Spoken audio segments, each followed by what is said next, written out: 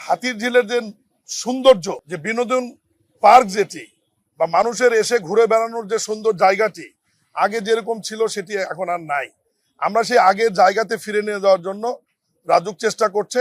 ইতিমধ্যে চেয়ারম্যান মহোদয় বলেছেন যে পরিষ্কার পরিচ্ছন্ন শেষ করে আপনার রাস্তার দুই পাশে ফুলের গাছ লাগিয়ে লাইটিং করে সিসি ক্যামেরা থাকবে এবং এখানে অনেক ছিনতাইয়ের অভিযোগও থাকে রাতের বেলায়।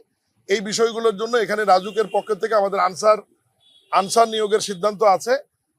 সিকিউরিটি হিসাবে তারা দিন এবং রাতে তারাও দায়িত্ব পালন করবে।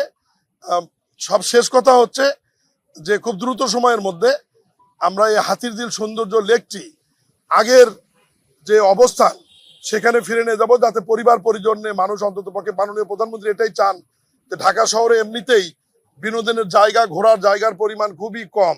অন্ততপক্ষে হাতিরঝিলের মতো একটি গুরুত্বপূর্ণ জায়গাকে যদি আমরা একটু মানুষের বিনোদনের জন্য, একটু ঘোরার জন্য একটু পরিবেশ তৈরি করে দিতে পারি, মানুষ একটু স্বাচ্ছন্দ্য বোধ করবে। পরিবার পরিজন নিয়ে ছুটির দিনে হোক, বিকেলবেলা হোক, তারা আসবে, হাঁটবে, ঘুরবে।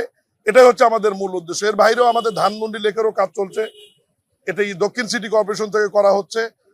গুলশান বনানী লেকেরও পরিষ্কার পরিচ্ছন্ন কাজ চলছে।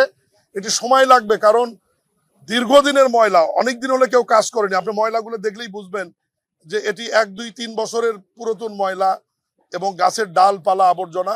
আমরা কাজ শুরু করেছি।